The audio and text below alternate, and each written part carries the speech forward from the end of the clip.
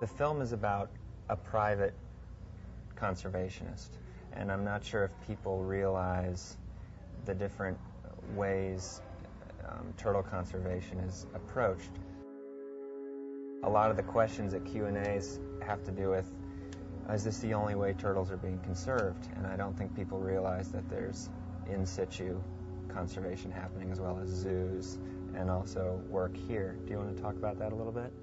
The whole process of doing conservation is very, very complicated and actually requires the involvement of lots of different groups. But one of the interesting things that you really highlight in this film is that private individuals can actually play a very significant role with certain species.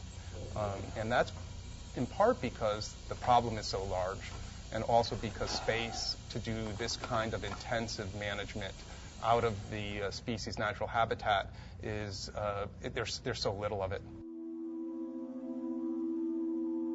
I think it goes without saying that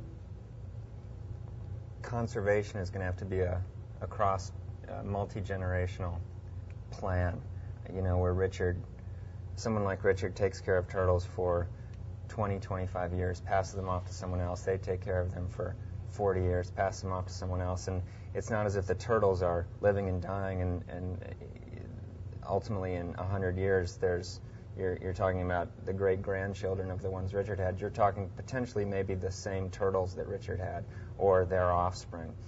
So when the habitat is being destroyed so quickly and the turtles are being pulled from the markets to save them, how do we know where to put them? We don't know where they came from. We're not sure what they are. We don't know what they ate. We don't know a lot of conditions in which they breed. So to recreate those conditions is really hard. But even if we save them, how do we know where to put them back?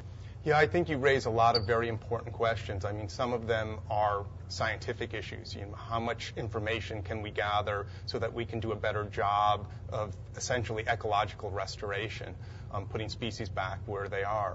Some of them are really philosophical questions. I mean, what role do humans play in whether a species goes extinct or not? If our activities are responsible for driving a species towards extinction, and yet we have animals within our facilities, I mean, is it our responsibility to do everything we can to keep that species for the future, even if we're uncertain about what that future might hold? So let's talk about the Asian turtle crisis. It was not something I was aware of before the making of the film. I thought Richard was just gathering turtles that he found through his networks that were endangered, and we quickly learned about the Asian turtle crisis. But these are the ones none of us could keep alive a few years ago. There are almost none in captivity. They're from Vietnam. Aren't they amazing? Really gorgeous. Yeah. It really is a tremendous crisis, and I think it was certainly under the radar for a long time. Also, in part, it shows the connection between economics and conservation, in that the great accelerated pace in a significant way was related to the growth of the economy in China.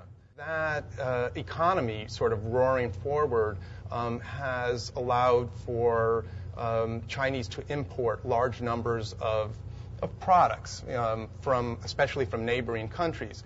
And in this case, it includes turtles, which had traditionally been consumed as food in China. So it wasn't new. It just was really the demand and the amount and the volume that was essentially vacuuming up whole species from areas in Southeast Asia. It was interesting that at the same time, we were beginning to find out through scientific studies that we didn't even understand how many species were in these regions. And just when we were learning about the diversity and richness, these species were disappearing right in front of our eyes.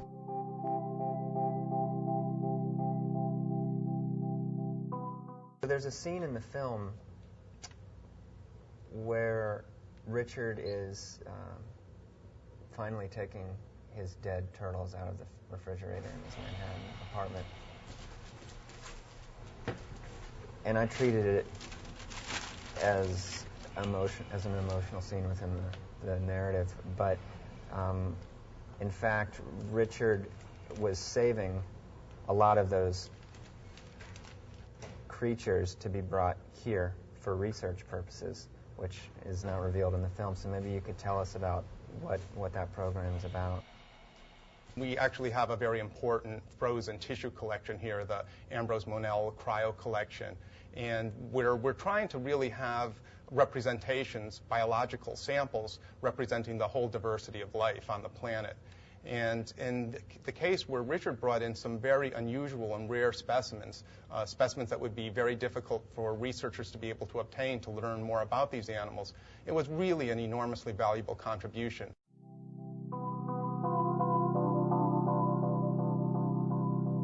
I was wondering if you could talk about the relationship between evolution and extinction, and if you think that if 50% of our country doesn't believe that evolution is the natural process that brought us to this point, what does that mean for understanding and dealing with extinction? Again, as an evolutionary biologist, to me, extinction is the rule. I mean, 99.9% of all species that, were ever on Earth are extinct. And so it's a natural process. And we even see great accelerations in extinctions due to events, some of which we think we understand and some which we don't. Cataclysmic events like a meteor hitting the planet, or the different things that have changed the very obvious organisms on the planet, like the extinction of the dinosaurs. But what's happening right now is an extinction crisis that's entirely due to the activities of one species on the planet, human beings. And so it's a totally unique event. And do we think about it as part of evolution? I mean, this is just, a natural process and humans play this role. I mean, I think that's really an interesting philosophical question. Definitely. But what we do know is it's very different from the processes that have operated in the past. There is no similar example of a single species sort of driving an accelerated extinction crisis. And so it also raises the questions of, again, what's our responsibility?